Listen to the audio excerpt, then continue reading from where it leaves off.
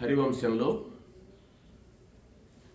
ప్రథమాశ్వాసాన్ని పూర్తి చేసుకుని ద్వితీయాశ్వాసంలోకి ప్రవేశిస్తున్నాము.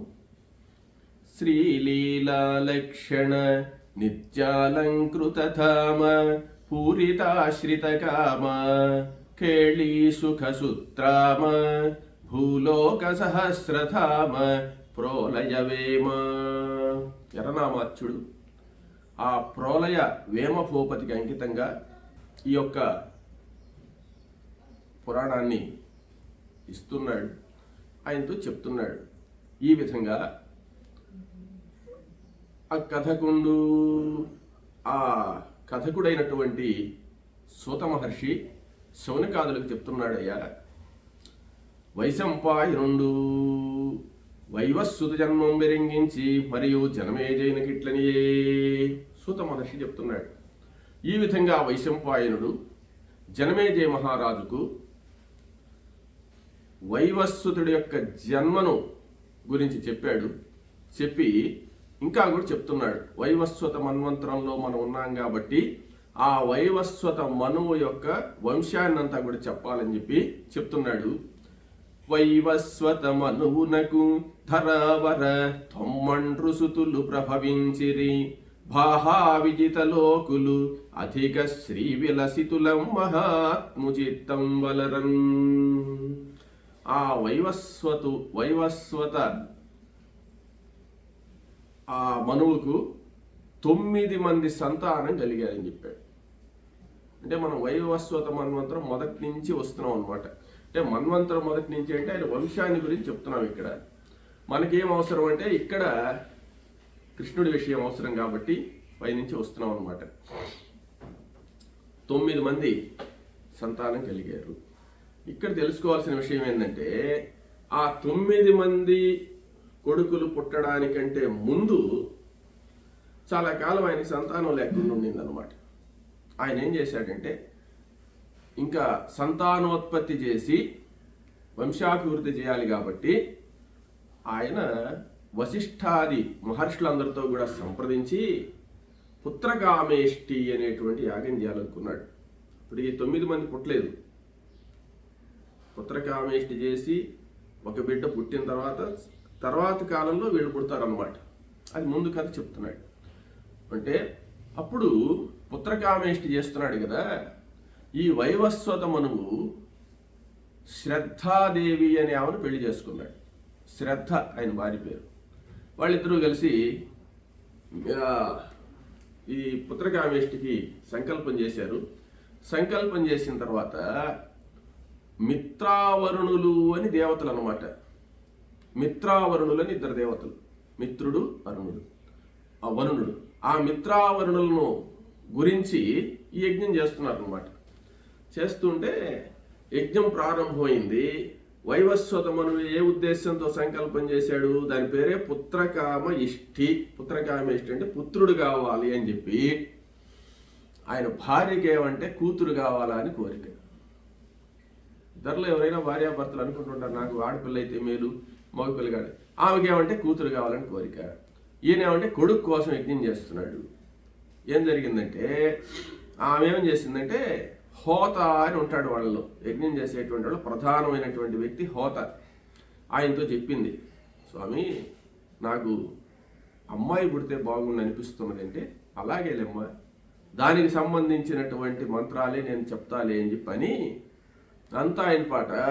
ఆ హవిర్భాగాన్ని స్వీకరించేటప్పుడు ఆయన ఏం చేశాడంటే పుత్రికా సంతానం కలిగేటట్టుగా కొన్ని మంత్రాలు చెప్పాడు అనమాట. ఈ వశిష్ఠ మహర్షి గమనిస్తూనే ఉన్నాడు. ఆయనకు తెలుసు, ఆయన తెలియకుండా ఏం లేదు. తర్వాత ఈమెకు ఈ సంతానం కలగాలి కదా. సంతానం ఎలా కలిగింది అని అంటే ఆ పరమేశ్వరుడు మొదలైనటువంటి దేవతలందరూ కూడా యజ్ఞానికి చాలా సహకరించున్నాడు అనమాట. దాంట్లో ఆమె చాలా అందగత్తెగా హోమగుండంలో నుంచి వచ్చేసింది అనమాట. దివ్యమైనటువంటి వస్త్రాలు, దివ్యమైనటువంటి దివ్యాంబరాలన్నీ కూడా ధరించి ఒక స్త్రీ ఆ హోమగుండంలో నుంచి వీళ్ళకు బిడ్డగా వచ్చింది. వచ్చిన తర్వాత ఏందబ్బా యజ్ఞం చేస్తే మనకు అబ్బాయి కావాలంటే అమ్మాయి పుట్టింది అని చెప్పి ఆమె నేరుగా వచ్చి తల్లిదండ్రులకు నమస్కారం చేసిన తర్వాత సంతోషపడ్డాడు తండ్రి. బిడ్డ పుడితే సంతోషమే, కానీ కొంచెం కొరవగా ఉందన్నమాట. అంటే ఆడపిల్ల పుట్టింది అన్నట్టుగా సందేహంగా వశిష్ఠుల వారి చేయి చూశాడు. ఏంది అమ్మాయి పుట్టింది పుత్రకామేష్టి చేస్తే అని.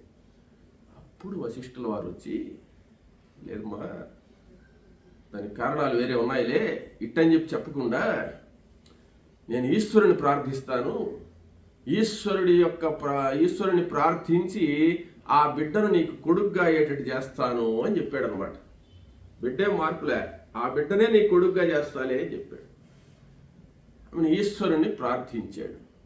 ప్రార్థించిన తర్వాత ఈశ్వరుడు ప్రత్యక్షమయ్యి ఆమెను ఏమయ్యా అంటే, వీళ్ళు పుత్రుని కోరుకుంటే పుత్రికి పుట్టింది, ఎట్లా అంటే దానికి వేరే కారణాలు ఉన్నాయి, అనతి కాలంలోనే ఆ అమ్మాయి పురుషుడిగా మారుతుంది అని చెప్పి ఆయన చెప్పాడు. చెప్పిన తర్వాత సరే ఈ విషయం వాళ్ళిద్దరికే తెలుసు, ఎవరికి, ఆ వశిష్ఠుడికి రాజుకు వాళ్ళకే తెలుసు. తర్వాత వాళ్ళు పుత్రికి పుట్టంగానే ఇదంతా ఈమె గమనించింది. ఎవరు? కూతురు. ఆమెకు ఇలా అని నామకరణం చేశారు, ఇలా అని పేరు పెట్టారు. ఆ అమ్మాయి ఏం చేసిందంటే తల్లిదండ్రులు నమస్కారం చేసి, కొంచెం మనువుకి ఇష్టం లేదు అనే భావం కలిగిందనమాట. అంటే వెంటనే ఏం చెప్పిందంటే, నాన్న నేను మిత్రావరుణుల యొక్క అంశతో పుట్టాను కదా, మిత్రావరుణులను మీరు ప్రార్థిస్తే మిత్రావరుణుల అంశలో నుంచి ఒక తేజస్సుగా వచ్చి నేను మీకు ఉద్భవించాను కదా, కాబట్టి నేను మిత్రావరుణుల వద్దకే వెళతాను అని చెప్పిందనమాట. ఆయన ఏం చెప్పలే, ఉండమ్మా ఏం చెప్పలే, సరే అమ్మా అన్నాడు. సరే అమ్మా అని చెప్తే వాళ్ళ దగ్గర సెలవు తీసుకుని ఈ అమ్మాయి నేరుగా మిత్రావరుణులు అనే దేవతల దగ్గరికి వెళ్ళింది. దేవతల దగ్గరికి వెళ్ళిన తర్వాత ఆ మిత్రావరుణులకు నమస్కారం చేసి, నేను మీ సంతానాన్ని కదా, మీ అనుగ్రహం వల్ల కదా నేను పుట్టింది, నేను మీ దగ్గరే ఉంటాను అని చెప్పింది అనమాట. అప్పుడు వాళ్ళు ఏం చెప్పారంటే, లేదమ్మా నువ్వు పురుషుడిగా మారుతావు, వైవస్వతమనువు కొడుగ్గా నువ్వు అభివృద్ధి చెంది రాజ్య పరిపాలన చేయాల్సిన అవసరం ఉంది, ఇవన్నీ దైవ రహస్యాలు, కాబట్టి నువ్వు మా దగ్గరికి రావడం మా చాలా సంతోషం, మా అంశతో పుట్టావు కాబట్టి మా బిడ్డవే నువ్వు వైవస్వతమనువు బిడ్డవు కూడా, వైవస్వతమనువు కొడుకు కూడా అవుతావు, నువ్వు రాజ్య పరిపాలన భారం అంతా నీ మీద ఉన్నది, కాబట్టి నువ్వు ఆయన దగ్గరకే వెళ్ళు అని చెప్పారు. సరే ఇంకా దేవతల మాట కాదనలేక ఆమె బయలుదేరి, చాలా అందగత్తి అన్నమాట. ఆమె వస్తూ ఉన్నది. వస్తూ అక్కడ ఒక అందమైనటువంటి తోట ఒకటి కనపడ్డది. ఆ తోట మార్గంలో వస్తూ ఉందన్నమాట. అక్కడ చంద్రుడి కుమారుడైనటువంటి బుధుడు విహరిస్తున్నాడు. బుధుడు, ఆ బుధుడు ఏమంటే మన నవగ్రహాల్లో ఉండే బుధుడే అన్నమాట. ఆయన విహరిస్తూ ఈ అమ్మాయిని చూశాడు. చాలా అందంగా ఉంది, ఎవరో తెలియదు. సరేనని చెప్పి ఆ అమ్మాయితో మాట్లాడాడు. మాట్లాడి, నేను ఎవరు నువ్వంటే ఇట్లని చెప్పింది, నీ అందానికి నేను పరవశం చెందాను, నువ్వు నాతో కలిసి ఉండాలి అని చెప్పి ఈయన కోరుకున్నాడు. కోరుకున్న తర్వాత ఆ బుధుడు ఇలా కలిసి ఉండేది. ఉన్న తర్వాత వాళ్లకు అతి త్వరలోనే, అంటే 1-2 రోజుల్లోనే అన్నమాట, ఈ ఇంకొక బిడ్డ పుట్టాడు. అంటే సద్యోగర్భంలో పుడతారు వీళ్ళందరూ కూడా. ఎట్లా పుడతారు అంటే అప్పుడు కాలంలో అలా ఉండింది, ఇప్పుడు కాలంలో 9 నెలలు పడుతుంది. అప్పుడు కాలంలో అప్పటికప్పుడే. ఇప్పుడు పరాశరుడు మత్స్యగంధిని ఇష్టపడ్డప్పుడు, పడవ దాటి వచ్చినప్పుడు అప్పటికప్పుడే వ్యాసుడు పుట్టి వెళ్ళిపోయినాడు కదా, అట్లా అన్నమాట. ఇక్కడ జరగంగానే దేవతలు కాబట్టి వాళ్ళందరూ దేవతలే కదా, ఈ బుధుడు ఇలా యొక్క సమాగం అవ్వంగానే పురూరవుడు పుట్టాడు అనమాట. పురూరవుడు పుట్టిన తర్వాత సరే బిడ్డ పుట్టాడు, బాగానే ఉంది. ఆ పురూరవుడిని తీసుకొని నేరుగా అక్కడికే వెళ్ళింది. ఎక్కడికి? రాజ్యానికి వెళ్ళింది. రాజ్యానికి వెళ్ళేటప్పటికి అక్కడ ఈశ్వర అనుగ్రహం వల్ల వాళ్ళ నాయనకి తెలుసు కదా, మనువుకి తెలుసు ఏం మగవాడు అవుతాడని. అక్కడికి ఆ వెళ్ళంగానే ఆయన ఈశ్వరుని ధ్యానం చేశాడు. ఈశ్వరుని ధ్యానం చేయంగానే ఏం మగవాడు అయిపోయింది. సుజ్యమ్నుడు అని నామం, సుజ్యమ్నుడు అని ఆ నామకరణం చేశారు. ఇప్పుడు కొడుకు అన్నమాట. ఈయన పెద్ద కొడుకే. ఈ కొడుకుతో ఈయన కూడా ఉన్నాడు, పురూరవుడు కూడా ఉన్నాడు అనమాట. సరే, అందరూ కలిసిమెలిసి ఉంటూ ఉన్నారు. అప్పటికి ఈయనకి 9 మంది కొడుకులు పుట్టలేదు. అప్పటికి సుజ్యమ్నుడే ఉన్నాడు అనమాట. ఈయన పరిపాలన చేస్తూ ఉన్నాడు. మనువు రాజ్య పరిపాలన చేస్తూనే సుజ్యమ్నుడిని యువరాజుగా పెట్టుకొని కొంత రాజ్యం ఆయన పరిపాలన చేస్తూ, అంటే వాళ్ళ నాయనే మొత్తానికి అధిపతి, ఈయన కూడా చూస్తూ ఉన్నాడు అనమాట యువరాజుగా. సరే, కొంతకాలం జరిగిన తర్వాత ఈయన ఏం చేశాడంటే ఆ సుజ్యమ్నుడు వివాహం చేసుకున్నాడు. చూడండి, ఈయనకు బిడ్డుంది, మళ్ళీ వివాహం చేసుకున్నాడు. వివాహం చేసుకున్న తర్వాత ఆ సుజ్యమ్నుడికి ఉత్కలుడు, వినతాశ్యుడు, గయుడు అని 3 కొడుకులు పుట్టారు.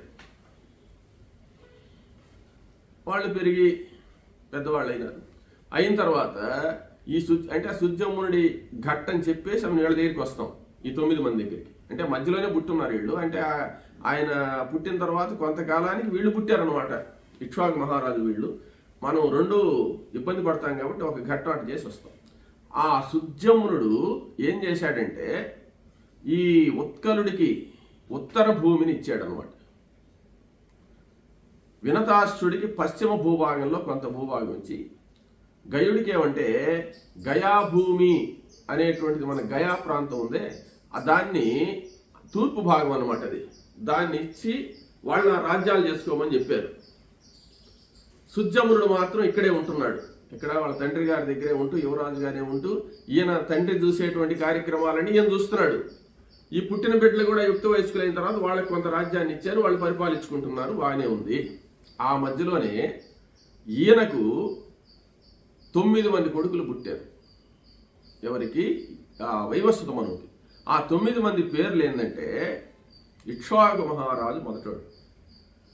ఆ ఇక్ష్వాకు వంశమే మనకు నేరుగా వస్తుందన్నమాట. ఆ ఇక్ష్వాకు వంశ ప్రభవో రామో నామజనైశ్రుత. రాములు వారు పుట్టేది ఆ ఇక్ష్వాకు వంశంలోనే. అయితే ఇప్పుడు పురోహితుడు ఎవరు ఇక్కడ? వశిష్ఠుడు. రాములు వారి పురోహితుడు కూడా వశిష్ఠుడే. రాములు వారి తాతలకు కూడా పురోహితుడు ఆయనే. అయితే అన్ని సంవత్సరాల నుంచి ఈ వశిష్ఠుడు అట్టే ఉన్నాడా అని మనకు ఒక సందేహం వస్తుంది. ఈ సందేహానికి నివృత్తి ఏందో తెలుసా? ఇప్పుడు మన్వంతరం వచ్చిన తర్వాత సప్తఋషులు వస్తారు కదా. ఈ సప్తఋషులు ఎప్పటి దాకా ఉంటారు? మన్వంతరం అయిపోయిన దాకా ఉంటారు. 71 యుగాలు అయిన దాకా వీళ్ళే ఉంటారు. 71 యుగాల్లో ఒక యుగంలో రాములు వారు పుట్టాడు, ఒక యుగంలో కృష్ణుడు పుట్టాడు, ఒక యుగంలో వీళ్ళు పుట్టారు. కానీ వీళ్ళు అవతార సమాప్తి అయినా కానీ వశిష్ఠుడు వాళ్ళు ఎక్కడికి పోరు అన్నమాట. అందువల్ల అందరికీ ఆయన రాగలిచాడు ఆ వశిష్ఠ మహర్షి. ఇక్కడ ఇక్ష్వాకు, నాభాగుడు, దృష్టుడు, శర్యాతి, అరిష్యుడు, ప్రాంశువు, కనూషుడు, వృషద్రథుడు అనేటువంటి వాళ్ళు 9 మంది పుట్టారు. ఇప్పుడు మనం బాగా అర్థం చేసుకోవాల్సింది వైవస్వత మనువు. వైవస్వత మనువునికి మొట్టమొదట కూతురు పుట్టి, కూతురే కొడుకుగా మారినటువంటి బిడ్డ. ఆయనకు 3 కొడుకులు. వాళ్ళకి ఏదో రాజ్యాలు ఇచ్చారు, బాగానే ఉంది. ఈయన మాత్రం వాళ్ళ తండ్రితో పాటే ఉంటున్నాడు ఇక్కడ. తండ్రి తర్వాత రాజ్యం ఆయనకు రావాలన్నమాట, అది విషయం. తర్వాత ఇంత లోపల ఈయనకి 9 మంది కొడుకులు పుట్టారు. 9 మంది కొడుకులు ఉన్నారు. ఈ 9 మంది కొడుకుల్లో అక్కడికి ఆపుకోండి కదా, మన ఈ 9 మందిలో 4వ వాడు ఉన్నాడు. 4వ వాడి కథ కొంచెం పూర్తి చేసుకొని వచ్చి మళ్ళీ మొదటికి వస్తాం అనమాట. ఈ 4వ ఆయన ఎవరంటే శర్యాతి మహారాజు. ఆ శర్యాతి మహారాజు యొక్క వృత్తాంతం ఏంటంటే, ఆ శర్యాతికి ఆనర్తుడు అనేటువంటి ఒక కొడుకు. ఆనర్తుడు సుకన్య అనే అమ్మాయి, వాళ్ళిద్దరు. శర్యాతి మహారాజు. ఆ సుకన్య యొక్క భర్తే చవన మహర్షి అన్నమాట. సుకన్య చవన మహర్షిని పెళ్లి చేసుకుంటుంది. అంటే ఒక ఘట్టంలో ఏంటంటే ఈ విషయం అంతా చవన మహర్షి చరిత్ర ఇదంతా కూడా దేవీ భాగవతాదుల్లో వివరంగా చెప్తాడు అనమాట. చవన మహర్షి ఒక అడవిలో తపస్సు చేసుకుంటుంటే ఒక పుట్టలో ఉంటాడనమాట. ఆయన మీద పుట్టలు గట్టిపోయి ఉంటాయి. అప్పుడు ఈ సుకన్య వాళ్ళందరూ కూడా అక్కడ విహారానికి పోయి ఆ పుట్టను చూసి ఆ పుట్టలో కళ్ళు కనపడుతుంటే అదేందో అని కర్రతో పుల్లతో పొడవడం, తర్వాత ఆయన కోపం వచ్చి ఈ రాజ సైన్యానికి అంతా కూడా శాపం పెట్టడం, మళ్ళీ రాజు వచ్చి కాళ్ళ మీద పడిన తర్వాత క్షమాపణ చెప్పిన తర్వాత ఆ అమ్మాయినిచ్చి పెళ్లి చేయమండం, ఆ సుకన్యనిచ్చి చవన మహర్షికి పెళ్లి చేస్తారు. చవన మహర్షి చాలా వృద్ధుడు అన్నమాట. తర్వాత కొంతకాలానికి అశ్విని దేవతలు వచ్చి ఆయనకు యవ్వనాన్ని ప్రసాదించడం, ఇదంతా కథ ఉన్నది. అది సుకన్య వృత్తాంతం. ఇక్కడ మనం పోవాల్సింది ఆనర్తుడు వాళ్ళ అన్నగారు. ఆ ఆనర్తుడికి ఆయన ఏం చేశాడంటే ఆనర్త దేశము అనే దాన్ని రాజధానిగా చేసుకొని పరిపాలిస్తున్నాడు. ఆనర్త దేశం అనేది ఏందయ్యా అంటే ఇప్పుడుండేటువంటి ద్వారకా నగరమే అన్నమాట. అంతకుముందు దానికి కుశస్థలి అని పేరు. ఆనర్తుడు పరిపాలించాడు కాబట్టి ఆనర్త దేశము, దాని పేరు అసలు పేరు కుశస్థలి. ఆ కుశస్థలే ఇప్పుడు ద్వారకా నగరం అయిందనమాట. అది దాన్ని పరిపాలిస్తున్నాడు. ఆయనకు రేవతుడు అనే కొడుకు పుట్టాడు. ఆ రేవతుడికి 100 మంది కొడుకులు పుట్టారు.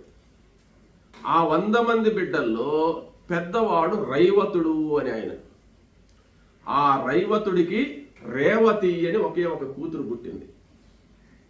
ఆ రేవతి ఎవరంటే బలరాముడు భార్య అన్నమాట. ఇందుకు చెప్పుకోవచ్చాం ఇదంతా.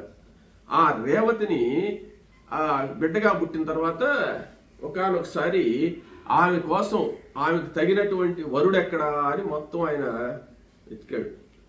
ఎక్కడా ఆయనకి నచ్చలేదన్నమాట. ఏ అబ్బాయి కూడా ఆయనకి నచ్చలేదు. తర్వాత కొంతకాలానికి ఆయన ఏం చేశారంటే ఈమె విషయాన్ని బ్రహ్మదేవుడితో మాట్లాడాలా అనుకున్నాడు. అసలు ఈమెకి అబ్బాయిని ఎక్కడ రాశాడు? ఇప్పుడు మనం పెళ్లి బేరాలు చూస్తుంటాం, ఎక్కడో చోట రాసి ఉంటారు, రాయకుండా ఎట్టుంటారు అనుకుంటాం. కానీ ఇక్కడ విషయం ఏంటంటే ఎంత పరిశీలించినా, ఎంత జ్యోతిష్కులను మాట్లాడినా, ఏం చేసినా ఎక్కడ అబ్బాయి కుదరలే. సరే ఒకసారి బ్రహ్మతో మాట్లాడదాం అనుకున్నాడు. ఇంకా కొన్ని పనులు పెట్టుకొని ఇది కూడా ఒక పని అన్నమాట. దీంతో సిద్ధపదము అనేటువంటి మార్గంలో బ్రహ్మలోకానికి పోయినాడు. ఇవి మనం గుర్తుపెట్టుకోవాల్సిన విషయాలు. సిద్ధులు, చారణులు వీళ్ళందరూ ఉంటారు. సిద్ధ మార్గము, చారణ మార్గము ఇవన్నీ ఉంటాయి. చారణే పథి ఆంజనేయ స్వామి సముద్రం దాటినప్పుడు చారణులు దాటినటువంటి మార్గంలో దాటితాడనమాట. దేవ మార్గం వేరే, ఈ చారణ మార్గం వేరే, సిద్ధ మార్గం ఇండియన్ ఎయిర్లైన్స్ అంటారు చూడు, అవి లైన్లు ఉంటాయి కదా. అట్లా సిద్ధులు ప్రయాణించేటువంటి మార్గంలో ఈ అమ్మాయిని తీసుకుని ఈయన బ్రహ్మలోకానికి వెళ్ళాడు. బ్రహ్మలోకానికి వెళితే ఆ బ్రహ్మలోకంలో ఒక చిన్న సభ జరుగుతుందన్నమాట. ఆ చిన్న సభ ఏమిటి అంటే బ్రహ్మ దగ్గర ఎవరో నృత్యం చేస్తున్నారండి. సరే ఆ నృత్యమైన పాట మాట్లాడదామని కూర్చున్నాడు ఆయన కూడా. క్షణకాలం అన్నాడు. క్షణం అంటే ఒక 45 నిమిషాలు ఉన్నాడు అక్కడ. ఈ 45 నిమిషాల్లో ఆ ప్రోగ్రాం అంతా అయిపోయింది. అంటే ఆ ప్రోగ్రాం అయిపోయి మాట్లాడి అంతా నీకు అరగంట 3/4 గంట ఉండిన పెద్ద టైం వెళ్ళాడు. మాట్లాడేసిన బ్రహ్మతో మాట్లాడాడు. బ్రహ్మతో మాట్లాడిన తర్వాత బ్రహ్మతో ఆయన ఏదో మాట్లాడాల్సినవన్నీ కూడా మాట్లాడేసి అసలు ఏమిటి విషయం అంటే ఏం లేదు, మా అమ్మాయికి పెళ్లి కుదరడం లేదే, వరుడు ఎక్కడయ్యా అన్నాడు. వరుడు సిద్ధంగా ఉన్నాడు, మీ లోకంలోని పోరాదా అన్నాడు ఆయన. సిద్ధంగా ఎక్కడ ఉన్నాడు, మేమంతా వెతికొచ్చాం కదా అంటే ఇప్పటికి ఎన్నో యుగాలు జరిగిపోయినాయి, నువ్వు వచ్చిన వ్యవహారం వేరు, నువ్వు వచ్చి 45 నిమిషాలు అయిపోయింది ఇక్కడికి, ఇప్పుడు కొన్ని 100 యుగాలు అయిపోయినాయి అక్కడ. ఇప్పుడు ద్వాపర యుగం జరుగుతుంది. ద్వాపర యుగంలో నీ కుశస్థలి కూడా మారిపోయి ద్వారకా నగరంగా మారిపోయింది. ద్వారకా నగరాన్ని శ్రీకృష్ణ పరమాత్మ బలరాముడు పరిపాలిస్తున్నారు. ఆ బలరాముడే నీకు అల్లుడని చెప్పాడు అనమాట. సరే నేరుగా ఇంక కొన్ని విషయాలు ఆయన మాట్లాడుకొని నేరుగా వచ్చేసాడు. వచ్చేస్తే కుశస్థలు లేదు, ఏమీ లేదు, వాళ్ళ తాతలు లేరు, తండ్రులు లేరు, వాళ్ళు ఎట్ట పోయినారు, వీళ్ళు ఎట్ట పోయినారు, ఆ రాజులందరూ ఎట్లా పోయినారు, వాళ్ళందరూ ఎవరు ఆ దురాక్రమణకు గురైపోయి ఎట్ట పోయినారో ఏందో. ఆ రాక్షసులందరూ కూడా కొంతమంది ఈ కుశస్థల మీద దండయాత్ర చేసి వాళ్ళందరినీ సంహరించి ఆక్రమించేశారు. తర్వాత యుగాలు అయిపోయినాయి. యుగాల్లో కృష్ణ పరమాత్మ వాళ్ళు వచ్చేసారు అక్కడికి. వాళ్ళు పరిపాలన చేస్తున్నారు. నేరుగా ఆయన కుశస్థలికి వచ్చేటప్పటికి అక్కడ పరిపాలనే లేదు, కొత్త వాళ్ళు పరిపాలిస్తున్నారు. అప్పుడు వచ్చి ఆ కృష్ణ పరమాత్మ దర్శనం చేసుకుని, బలరాముని దర్శనం చేసుకుని, ఆ అమ్మాయిని బలరాముడికి ఇచ్చి వివాహం చేశాడు, రేవతిని. అయితే ఇన్ని యుగాలు అయిపోయింది కదా, ఏం ముసలాం అయిపోయి ఉండాలి కదా. ఏం ముసలాం కాల, 16 ఏళ్ల వయసులోనే ఉందన్నమాట. అంటే వీళ్ళు బ్రహ్మలోకంలో ఉన్నారు కాబట్టి ఇక్కడ ఎన్ని యుగాలైనా కానీ వాళ్ళకి ఆయుష్ అక్కడ బ్రహ్మలోకంలో ఉండేటువంటి కాలమానం ప్రకారం ఒక 3/4 గంట జరిగిందనమాట. వయసులో ఏం తేడా రాలేదు. ఈయనకు కూడా వయసులో తేడా రాలే, రాజుకు కూడా. వచ్చేసి ఆ యుక్త వయస్కులో ఉండేటువంటి ఆ రేవతిని బలరాముడికి కన్యాదానం చేసేసి ఆయన కొంతకాలం ఉండి అడవులకి, ఇంకా వాళ్ళకి సంబంధించిన వాళ్ళు లేరు కదా, ఆయన అడవులకి వెళ్ళిపోయి తపస్సు చేసుకుని ఆయన జీవితాన్ని చాలించేశాడు ఈ ఆనర్తుడు, రైవతుడు అన్నమాట. తర్వాత వివాహం అయిపోయింది. బలరాముడు కృష్ణుడు వాళ్ళు అక్కడ ఉన్నారనే కథ అక్కడికి. అది శర్యాతి యొక్క వంశంలో నుంచి అక్కడికి వచ్చింది ఆ కథ. సరే, అదే అక్కడ పక్కన పెట్టేస్తే తర్వాత ఇప్పుడు మనం ఈ 9 మందిలో విషయం చెప్పుకుంటున్నాం. 9 మందిలో శర్యాతి విషయం చెప్పాము. ఇప్పుడు కొరవాళ్ళు 8 మంది ఉన్నారు కదా, 8 మందిలో ఇక్ష్వాకును పక్కన పెట్టండి, లాస్ట్లో వస్తాం ఇక్ష్వాకి. ఈ నాభాగుడు అనే ఆయన 2 ఆయన ఉన్నాడు. నాభాగుడికి అంబరీషుడు అనే ఒక ఆయన పుట్టాడు.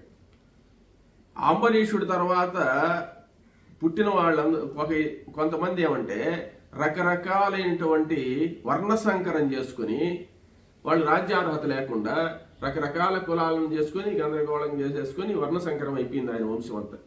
తర్వాత దృష్టుడు, ఆయనది అట్టే జరిగిపోయింది. ప్రాంశువుది అట్టే జరిగిపోయింది. అరిష్టుడు అనే ఆయన పిల్లకాయలు ఏమంటే మేము రాజ్య పరిపాలన పర్లేదు, మేము వైశ్య వృత్తితో జీవిస్తాము అని చెప్పి వాళ్ళు వాణిజ్యాలు వ్యాపారాలు పెట్టి ఇట్ట మారిపోయినారు వాళ్ళు. తర్వాత కరుషుడు అనేటువంటి ఆయన కొడుకులు కారుషులు అనే వాళ్ళు మాత్రం కొంచెం పద్ధతిగానే వంశాన్ని నిలబెట్టేట్టు తయారైనారు. ఆఖరిలో పృషద్రదుడు ఏం చేశాడంటే ఆయన గురువు గారి గోవును చంపేశాడు అనమాట. చంపినందువల్ల, ఆ హోమధేనువును చంపినందువల్ల ఆ గురువు ఏం చేశాడంటే నువ్వు శూద్రుడు అయిపోదువు గాక, శూద్ర గుణాలు వస్తాయి నీకు, నువ్వు ఎప్పుడు సేవకుడిగా ఉండాల్సిందే కానీ నువ్వు రాజువు కావని చెప్పాడు అనమాట. ఆయన అట్ట అయిపోయినాడు. ఇంక రాజ్యార్హత లేకుండా పోయింది. నీకు రాజ్యార్హత లేదు బొమ్మన్నారు, పోయినాడు. సరే, ఇంకా మనకు మిగిలింది ఇక్ష్వాకు. శర్యాతి అట్ట అయిపోయింది. ఇక్ష్వాకు వంశంలో ఇక్ష్వాకు ఏం చేశాడంటే అయోధ్యా నగరాన్ని రాజధానిగా చేసుకుని పరిపాలన సాగించాడు ఆయన ఇక్ష్వాకు. తర్వాత ఈ 9 మంది పుట్టిన తర్వాత ఇక్ష్వాకు సామ్రాజ్యం చేశాడు కదా.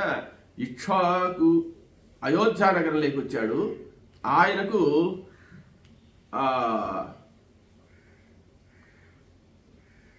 100 మంది కొడుకులు. ఆ 100 మందిలో పెద్దవాడు వికుక్షి అని ఆయన అనమాట. వికుక్షి. ఆ వికుక్షి అంటే ఇక్కడ మనువేం చేశాడంటే వీళ్ళందరూ పుట్టిన తర్వాత ఇక్ష్వాకుకు రాజ్యం ఇవ్వాలన్నా, సుజ్జమునుడికి ఇవ్వాలన్నా పట్టాభిషేకం. అప్పుడు వశిష్ఠ మహర్షి తీర్మానం చేశాడు. ఏమంటే నాయన ఇక్ష్వాకే ఇవ్వాలా అంటే, వాళ్ళ నాయన పరిపాలించేది అయోధ్యా నగరం కదా, ఇక్ష్వాకు మహారాజు. ఆ వైవస్వత మనువు తర్వాత ఇక్ష్వాకి ఇవ్వాలన్నా, సుజ్జమునుడికి ఇవ్వాలన్నా అంటే ఆడపిల్లగా ఉండి మగవాడిగా మారాడు కదా, ఆయన కదా మొట్టమొదటి పుట్టింది అంటే, అప్పుడు ఈయన ఏం చేశాడంటే వశిష్ఠ మహర్షి ఇది ఇక్ష్వాకు మహారాజుకే ఇవ్వాలి ధర్మము. ఏమంటే పుట్టుకతోనే కొడుకుగా పుట్టాడు కాబట్టి. ఇప్పుడు పెద్ద కొడుకు అంటే ఇక్కడ న్యాయం చెప్పడం చాలా కష్టం అన్నమాట. ఏమంటే పెద్ద కొడుకు ఆయనే కదా లెక్క. కానీ పెద్ద కొడుకు అయినప్పటికీ కూడా ఆయన పుట్టినప్పుడే ఆడపిల్లగా పుట్టాడు, తర్వాత కొడుకుగా మారాడు.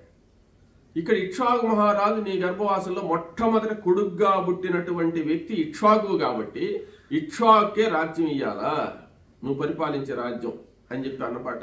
అప్పుడు అయోధ్య నగరానికి ఇక్ష్వాకు మహారాజును పట్టాభిషిక్తుని చేసి ఈయన్నేం చేశారంటే ప్రతిష్టానపురం అని వేరేది ఇచ్చారు సుజమునుడికి. ఆ ప్రతిష్టానపురానికి పట్టాభిషేకం చేశారు సుజమునుడిని. ప్రతిష్టానపురానికి చేసిన తర్వాత ఆయన కొంతకాలం పరిపాలన చేసి తర్వాత పురూరవుడు ఉన్నాడు చూసావా, ఆయన ఆడపిల్లగా ఉన్నప్పుడు పుట్టిన బిడ్డ, ఆ పురూరవుడికి ఆ ప్రతిష్టానపురాన్ని ఇచ్చేసి ఆయన తపస్సు అడవులకి వెళ్ళిపోయి తనువు జాలించేశాడు. ఇది మనకు అర్థం కావాల్సిన విషయం. అంటే ప్రతిష్టానపురాన్ని పురూరవుడు పరిపాలిస్తున్నాడు. పురూరవుడు ఎవరు అనేది మనకు అర్థమైపోయింది.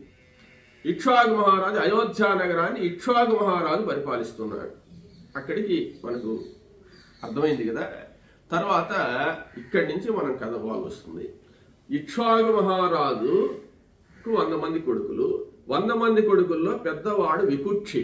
ఎప్పుడు కూడా రాజ్యాధికారం పెద్ద కొడుకు పిల్లకాయలకే వస్తుంటుంది అనమాట, కొరవెంతమంది ఉన్నా కూడా. ఆ వికుక్షి ఏం చేశాడంటే ఒకానొకసారి ఆయనకు శశాదుడు అనే పేరు కూడా ఉంది వికుక్షికి. శశాదుడు అంటే శశము అంటే కుందేలు, కుందేలును చిన్నవాడు అని పేరు అనమాట ఆయన. ఇది ఎందుకు వచ్చిందంటే పూర్వం ఒకసారి ఇక్ష్వాకు మహారాజు యొక్క ఇంట్లో వాళ్ళ పెద్దలకి అంటే వీళ్ళందరికీ పట్టాభిషేకాలు చేసిన తర్వాత వైవస్వ మనువు కూడా వెళ్ళిపోయినాడు అక్కడ లేకుండా. తర్వాత ఆయన అడవులకు పోయి తపస్సు చేసుకుంటున్నాడు అనమాట. తపస్సు చేసుకుంటున్నాడంటే ఆయన మన్వంతరాధిపతి కదా. మన్వంతరాధిపతి అంటే ఆయన మన్వంతరం ఉన్నంత వరకు కూడా దీన్ని కాపాడాల్సిన బాధ్యత ఆయనకే. సృష్టి చేశాడు. ఆయన గొప్ప తపస్సు చేసుకుంటూ ఆయన మేరు పర్వతం మీద, హిమాలయ పర్వతాల మీద, దేవలోకంలో తిరుగుతూ దీన్ని సంరక్షిస్తూ ఉంటాడనమాట వ్యవస్థను. అప్పుడు ఆయన తపస్సు పోయిన తర్వాత ఈ వికుక్షి ఈ వీళ్ళ ఇంట్లో ఏదో పితృకార్యం వచ్చింది. పితృకార్యం వచ్చిన తర్వాత దాన్ని చేయడానికి ఈయన అది కుందేలు మాంసం తెమ్మని చెప్పి వికుక్షిని పంపించాడు. వికుక్షిని పంపిస్తే ఆ వికుక్షి ఏం చేశాడంటే ఈ కుందేళ్ళేమో చంపాడు. చంపి తీసుకువచ్చేటప్పుడు ఇంట్లో కార్యక్రమం కదా, కార్యక్రమానికి అది ఎంగిల్ చేయకుండా తీసుకురావాలన్నమాట. తీసుకురావాలంటే దారిలో ఆకలేదని కొంచెం తిన్నాడు. కొంచెం తిని తీసుకువచ్చాడు అనమాట. తీసుకువచ్చేటప్పటికి వీళ్ళు అది ఎంగిల్ది అని చెప్పి ఈ కూర్చున్న బ్రాహ్మణులు కావచ్చు వీళ్ళు కావచ్చు దాన్ని ఆక్షేపణ చేశాడు. అప్పుడు ఇక్ష్వాకు మహారాజు కోపం వచ్చి, నువ్వు ఒక ధర్మకార్యాన్ని చేయమని చెప్పి కార్యాన్ని భ్రష్టు పట్టించావు కదరా, భ్రష్టు పట్టించావు కాబట్టి నువ్వేందంటే దేశ బహిష్కరణ, రాజుగా ఉండేవాడు ఇటువంటి పనులు చేయకూడదు. మనం కొంతమంది మీరు గమనించారో లేదో, ఎక్కడైనా దేవాలయాల్లో నవధాన్యాలు ఇవి దానాలు ఇస్తుంటారు చూడండి. దానాలు ఇచ్చేటప్పుడు ఇటు పట్టుకొని ఒక గింజ నోట్లో వేసుకొని ఇస్తుంటారు అనమాట. బాగా గమనించండి. ఎక్కడైనా అంటే వాళ్ళకి తినాలనిపిస్తుంటుంది. తినాలనిపించినప్పుడు ఒక గింజ తీసి నోట్లో వేసుకుంటారు. రండి స్వామి తీసుకోండి, అది పనికిరాదు అనమాట. అది దానం చేసినా ఫలితం ఉండదు. అట్లా వేసుకోకూడదు. అదే ఇక్కడ చెప్తున్నాడు. ఆ శశాదుడు తెచ్చినటువంటి ఆ యొక్క మాంసంలో ఒక ముక్క నోట్లో వేసుకునేటట్టుకి అది ఇంక పనికిరాదని చెప్పారు వీళ్ళు. అప్పుడు వాళ్ళ నాయన కోపం వచ్చి, నువ్వు రాజ్య బహిష్కరణ, నువ్వు రాజ్యంలోనే ఉండడానికి లేదని పంపించేశాడు. పంపించేసిన తర్వాత వెళ్ళిపోయినాడు. వెళ్ళిపోయిన తర్వాత కొంతకాలానికి ఇంకా ఆయన రానిలేదనమాట.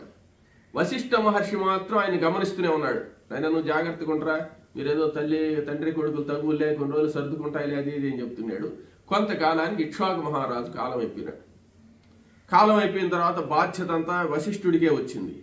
అప్పుడు వశిష్ఠుడు ఏం చేశాడంటే ఈ వికుక్షిని తీసుకొచ్చి మళ్ళీ పరిపాలన మొదలుపెట్టేసి, ఏం కాదు నీకు వచ్చేసి నువ్వు జరుగుతుంటాయి చిన్న చిన్న పొరపాట్లని తీసుకువచ్చి రాజ్య పట్టాభిషేకం చేసేసాడు. వికుక్షి, శశాదుడు అనేటువంటి పేరు కలిగినటువంటి వికుక్షి పరిపాలన చేస్తూ ఉన్నాడు. చేస్తున్న తర్వాత ఆయనకు కకుత్సుడు అని ఆయన పుట్టాడు. ఆ వికుక్షికి ఆ కకుత్సుడు వంశమే పేరు నిలబడ్డది. కాకుత్స వంశము అని రాముల వారిని కూడా కాకుత్స వంశస్థుడు అని అంటుంటారు అనమాట. ఆ కకుత్సుడు పుట్టాడు. ఆ కకుత్సుడికి అనేనుడు అనే కొడుకు పుట్టాడు. ఆ అనేనుడికి పృథువు పుట్టాడు. పృథువు అంటే మొన్న మనం చెప్పుకున్న పృథువు కాదు, ఇది వైవస్వత మనువులో వచ్చే పృథువు. అది చాక్షుష మనువులో ఉండేటువంటి పృథువు అనమాట. అది గుర్తుపెట్టుకోవాలి. ఆయన వేరు ఈయన వేరు. ఈ పృథువుకి విష్టరాశ్వరుడు అనే కొడుకు పుట్టాడు అనమాట. ఆ విష్టరాశ్వరుడికి ఆర్ద్రుడు అనే కొడుకు, ఆర్ద్రుడికి యువనాశ్యుడు అనే కుమారుడు పుట్టాడు. ఆ యువనాశ్యుడికి శ్రావస్తి అనే కుమారుడు పుట్టాడు. ఆ శ్రావస్తి పేరుతోనే శ్రావస్తి నగరం అనేది కూడా ఒకటి ఏర్పడ్డది అనమాట. తర్వాత బృహదశ్యుడు పుట్టాడు. ఆ బృహదశ్యుడు అందరూ మహానుభావులే, వాళ్ళ పేర్లు తలుచుకున్నా మన పాపాలు పోతాయి అన్నమాట. అటువంటి మహానుభావులు వాళ్ళు. ఆ బృహదశ్యుడు రాజ్య పరిపాలన చేస్తున్నాడు. ఆ బృహదశ్యుడికి కువలయాస్యుడు అనేటువంటి ఆయన పుట్టాడు. కువలయాస్యుడు అనే కొడుకు పుట్టిన తర్వాత ఏం జరిగిందంటే, ఆ కువలయాస్యుడికి పట్టాభిషేకం చేసేసి ఎవరు బృహదశ్యుడు ఇక అరణ్యాలకు పోవాలని నిర్ణయించుకున్నాడు. అరణ్యాలకు పోవాలని నిర్ణయించుకున్నప్పుడు ఉదంకుడు అనేటువంటి ఋషి వచ్చాడు అనమాట. హుటాహుటిగా ఉదంకుడు అనేటువంటి మహర్షి బాధపడుతూ వచ్చేసాడు. బాధపడుతూ వచ్చే సమయానికి ఏం జరిగిందంటే, కువలయాసుడికి పట్టాభిషేకం అయిపోయింది. వాళ్ళ నాయన బృహదశ్యుడు అస్త్ర సన్యాసం చేసేసి ఉన్నాడు. అస్త్ర సన్యాసం అంటే ఇంకా అడవులకు పోయిన తర్వాత ఇంకా వేటాడడం, మృగాలను చంపడం, శత్రువులను చంపడం, ఆ బాధ్యతలన్నీ ఏం లేవు. అస్త్ర సన్యాసం చేసేసాడు. అటువంటి సమయంలో ఈ ఉదంకుడు అనేటువంటి ఆయన వచ్చి నమస్కరించాడు. ఎవరికి? బృహదశ్యుడికి. కువలయాసుడి పట్టాభిషేకం చేసిన విషయం ఆయనకి తెలియదు అనమాట.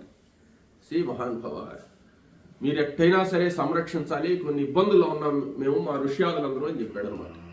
ఏమి ఇబ్బందులు అయినా ఏం జరిగింది అంటే అప్పుడు చెప్తున్నాడు, సముద్ర తీరంలో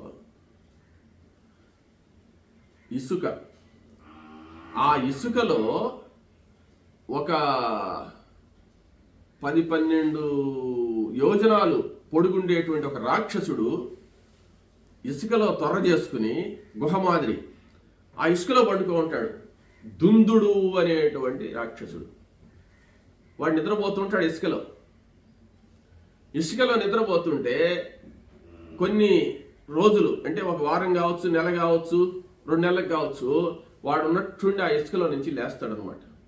ఇసుకలో లేచినప్పుడు వాడి హుంకారానికి ఆ ఇసుకంతా లేచి తుఫాన్ మాదిరి వస్తుందన్నమాట. మేము కట్టుకున్న ఆశ్రమాలు కానీ అన్నీ కూడా నేలమట్టం అయిపోతున్నాయి. వాడు అప్పుడు వచ్చి మమ్మల్ని అంతా దుర్మార్గంగా హింసించి మేము చేసే హోమాలు యజ్ఞాలన్నీ కూడా ధ్వంసం చేసేసి మమ్మల్ని ఎట్టంటే అట్ట భ్రష్టు పట్టించేసి వాడు పోతున్నాడు. పోయి మళ్ళీ పండుకుంటాడు, ఏదో ఒకటి తినేసి అడవులో. మళ్ళీ పోయిన తర్వాత మేమన్నీ మళ్ళీ ఇళ్ళన్నీ కట్టుకొని సిద్ధం చేసుకొని మళ్ళీ సిద్ధమైపోయి మళ్ళీ యజ్ఞాగాదులు మొదలుపెట్టి మళ్ళీ లేచి వస్తాడు. మళ్ళీ ఇసుక తుఫాను ఒకటి, మళ్ళీ వీడు సంహరించడం. ఇట్లా చాలా ఇబ్బందిగా ఉంది. మేము వేరే చోట్ల పోవడానికి కుదరదు మాకు, మేము అక్కడే చేసుకుంటేనే జపం సిద్ధిస్తుంది మాకు, కాబట్టి ఆ రాక్షసుడిని సంహరించవలసింది అని చెప్పి బృహదశ్యుడిని అడిగాడు అనమాట. అప్పుడు బృహదశ్యుడు చెప్తున్నాడు, ఆయన సమయానికి నేను అస్త్ర సన్యాసం కూడా చేసేసాను. ఇప్పుడు ఆ దుందుడిని చంపేటువంటి ఇది నాకు లేదు, శక్తి లేదు. నేను అస్త్ర సన్యాసం చేసేసి పట్టాభిషేకం కువలయాసుడు చేసేసి ఉన్నాను. కువలయాసుడితో మాట్లాడుకో, ఆయన మీ రాజు, రక్షణ చేయాల్సింది ఆయన అని చెప్పేశాడు. అప్పుడు నేను నేరుగా పోయి కువలయాసుడితో చెప్పాడు. కువలయాసుడికి 100 మంది కొడుకులు పుట్టున్నారు అప్పటికి. అప్పుడు సరే మహానుభావ, అందుకే పూర్వకాలంలో రాజులనేటువంటి వాళ్ళని ఆశ్రయిస్తే అరణ్యాల్లో ఋషులు తపస్సు చేసుకునేవాళ్ళు కాబట్టి వాళ్ళు వచ్చి క్రూర మృగాల వల్ల కానీ రాక్షసుల వల్ల కానీ ఏ ఇబ్బంది లేకుండా ఋషులను కాపాడితే ఆ ఋషులు చేసేటువంటి తపస్సు వల్ల దేశం సుభిక్షంగా ఉండేదన్నమాట. కాబట్టి దేశంలో ఎప్పుడూ కూడా గోబ్రాహ్మణేభ్య శుభం భవతు. గోవులు బ్రాహ్మణులు అంటే వేదం చదువుకున్నటువంటి బ్రాహ్మణులు, వేదాన్ని కాపాడేటువంటి బ్రాహ్మణులు. తర్వాత గోవులు అంటే దేవతలను అనుగ్రహించి దేవతలకు ఆహారమైనటువంటి ఆజ్యాన్ని, పాలను ఉత్పత్తి చేసేటువంటి ఆ గోవులు. దేవతలకు సంబంధించినటువంటి మంత్రాలు, దేవతలకు సంబంధించినటువంటి ఆహారము ఈ రెండు ఇచ్చేది గోవులు బ్రాహ్మణులు కాబట్టి వీళ్ళని క్షేమంగా కానీ చూస్తే దేశమంతా సుభిక్షంగా ఉంటుంది అని చెప్తున్నారు. కాబట్టి ఈ రాజు కువలయాస్తుడు నేను వస్తున్నా బయలుదేరని చెప్పి ఆ 100 మంది కొడుకులు తీసుకొని, అంటే ఒక్క రాక్షసుడి మీదకే పోయింది కానీ మహాభయంకరమైనటువంటి రాక్షసుడు కాబట్టి అక్కడికి పోయినాడు. పోతే ఆయన భయంకరమైనటువంటి ఒక శబ్దం వస్తుంది ఆ గుహలో నుంచి. పోయి చూశారు ఈ 100 మంది కొడుకులు, నువ్వు ఉండునా మేము పోతాం ముందు, వాడిని ఎట్టు చేస్తామో చూడని చెప్పి పోయినారన్నమాట. పోతే ఆ ఇసుకలో నుంచి లేచి వాడు ఒక్కసారి ఆ ఇసుకలో నుంచి పైకి లేచాడు అనమాట. లేస్తే ఎట్టున్నదా అంటే ఈ ఇసుక అనేటువంటిది వాడు లేచేటప్పటికి ఈ ఇసుకే చాలా మంది కళ్ళల్లో పడి ఇసుక దెబ్బగా పడిపోయినారు చాలా మంది. కానీ 100 మంది యుద్ధం చేశారు ఒక్కడితోనే. మనం రామాయణంలో కుంభకర్ణుడు చూసాము, కుంభకర్ణుడి తర్వాత ఈయన చూస్తున్నాం. కుంభకర్ణుడి కంటే 100 రెట్లు ఎక్కువ ఉన్నాడు అనమాట. ఎన్ని బాణాలు వేసినా గుచ్చుకోవడంలే, ఏ అస్త్రాలు ప్రయోగించినా మన కొండ మీద ఈగలు వాళ్ళనట్టు ఉందన్నమాట, అట్టు కొడుతున్నాడు. అప్పుడు ఆ దుందుడు అనేటువంటి వాడు ఈ 100 మందిని చంపేశాడు. ఒక్క హుంకారం చేశాడు, మొత్తం చచ్చిపోయినారంతే. వాళ్ళలో దృఢాశ్వుడు, చంద్రాశ్వుడు, కపిలాశ్వుడు అనే 3 మిగిలారు ఈయన 100 మంది కొడుకుల్లో. అప్పుడు ఈయన ఏం చేశాడంటే ఈ 97 మంది చనిపోయిన తర్వాత అప్పుడు ఆయన భయంకరమైనటువంటి అగ్నిహోత్రాన్ని ప్రజ్వలింపజేశాడు. ఎవరు? దుందుడు రాక్షసుడు అనమాట, ఈ రాజును చంపడానికి. ఎట్లా అంటే ఆ అగ్నిహోత్రం వచ్చినటువంటి ఆయన పంపినటువంటి ఆయన శరీరంలో నుంచి వచ్చినటువంటి అగ్ని రవ్వలకి వీళ్ళందరూ చచ్చిపోయినారు అనమాట. 97 మంది. అగ్ని జాస్తి అయిపోయింది. వాడి శరీరంలో నుంచి సూర్య భగవానుడి కంటే తేజస్కరమైనటువంటి మంటలు వస్తున్నాయి అనమాట. ఆ మంటల్ని ఎట్లా ఆపాలా అని చెప్పి యోగ విద్య అనేది తెలిసి కువలయాస్తుడికి ఆ యోగ విద్యతో నీటిని సృష్టించాడు అనమాట. అది దావాగ్ని మాదిరి అగ్నిహోత్రం వచ్చేస్తున్నది వీళ్ళ మీదకి. దావాగ్ని అడవులను కాల్చేసినట్టుగా కాల్చేస్తుంది. అప్పుడు ఈయన యోగ విద్యతో భయంకరంగా ధ్యానం చేసి నీటిని సృష్టించాడు. నీటిని సృష్టిస్తే కుండపోతగా నీళ్ళు అనమాట. అంటే భయంకరంగా ఎట్లా అంటే ఆ అగ్నిహోత్రాన్ని ఆర్పే అంత నీళ్లు వర్షం కావచ్చు, కుండలతో పోసేసినట్టు వచ్చేసింది వాన. ఆ వానకు అగ్నిహోత్రం అంతా కూడా ఆరిపోయిందట. అప్పుడు బ్రహ్మాస్త్రం తీసుకున్నాడు అంటే చంపడానికి. ఆ బ్రహ్మాస్త్రాన్ని అభిమంత్రించి ఈ కువలయాస్తుడు ఆ దుందుడి మీద ప్రయోగించాడు అనమాట. దుందుడి మీద ప్రయోగిస్తే ఆ బ్రహ్మాస్త్రం దెబ్బకు ఆ బ్రహ్మాస్త్రం ఎప్పుడైతే పోయి వాళ్ళు దిగబడ్డదో పెద్దగా అరుస్తూ వాడు పెద్దగా ఒక కొండ రెక్కలు దిగినటువంటి పర్వతం కిందట పడిపోతున్నట్టు పెద్దగా అరుస్తూ పడిపోయినాడు. పడిపోయిన తర్వాత అప్పుడు దేవదుందుబులంతా మ్రోగాయి. దేవదుందుబులు అయిపోయి ఈ రాజు మీద పూలవాన కురిసిందనమాట. పుష్పవృష్టి కురిపించారు దేవతలందరూ కూడా. ఉదంకుడు సంతోషం పట్టలేక సంతోషంతో ఉత్సాహంతో గంతులేసేట ఉదంకుడు. అప్పుడు ఆ రాక్షసుడు పడిపోయిన తర్వాత ఈయన కోరిక అడిగున్నాడు ఉదంకుడు, నాకు వాడి శవాన్ని చూపిండి అని. అంటే చంపేసామని మాట చెప్తే కదా వాడు మళ్ళీ వస్తాడని భయపడిపోయినారు అన్నమాట. అప్పుడు ఈయన పోయి ఆ శవాన్ని చూపించాడు. పర్వతాకారంతో పడిపోయేటువంటి ఆ దుందుడి యొక్క శవాన్ని చూసి చాలా సంతోషపడి, ఎన్నో సంవత్సరాల నుంచి ఎన్నో లక్షల సంవత్సరాల నుంచి బాధపడేటువంటి దుందుడిని నువ్వు సంహరించావు నాయన, కాబట్టి రాజ్య పదవిలో శాశ్వత స్థితి నీకుండుగాక, శాశ్వతంగా రాజ్య పదవిలో నువ్వు ఉంటావు అని ఆశీర్వదించాడు. పుణ్యకార్యాలు చేయడానికిగా నీ బుద్ధి ఎప్పుడు ప్రేరేపింపబడుతుంది అని ఆశీర్వదించాడు. అంటే వరాలు ఇస్తున్నాడు అనమాట ఉదంకుడు. శత్రు జయం, నువ్వు ఎప్పుడూ కూడా యుద్ధరంగం లేకపోతే అపజయం అనేదే నీకుండదు. ఎప్పుడు యుద్ధంలో నీకు జయమే కలుగుతుంది. కడపట దేవలోక ప్రాప్తి. ఈ విధంగా నువ్వు రాజ్య పరిపాలన చేసి దేవలోకానికి పోతావు, స్వర్గానికి పోయి అనేక వైభవాలన్నీ కూడా స్వర్గంలో అనుభవిస్తావు అని చెప్తూ నీ కంటి ఎదుటనే నీకు 97 మంది బిడ్డలను చంపేశాడు కదా వాడు. ఈ 97 మంది కొడుకులు కూడా స్వర్గప్రాప్తి, వాళ్ళకి స్వర్గం వస్తుంది. అక్షయమైనటువంటి సుఖాలు వాళ్ళు అనుభవిస్తారని చెప్పి వాళ్ళని ఆశీర్వదించాడు. ఆశీర్వదించిన తర్వాత ఈ రోజు నుంచి నీకు దుందుమారుడు అనే పేరు వస్తుందని చెప్పాడు. దుందు అనే రాక్షసుడిని నువ్వు సంహరించావు కాబట్టి ఈ రోజు నుంచి దుందుమారుడు అనేటువంటి పేరుతో నువ్వు పిలువబడతావు నాయన అని ఆ ఉదంకుడు ఆ కువలయాస్తుడిని ఆశీర్వదించాడు.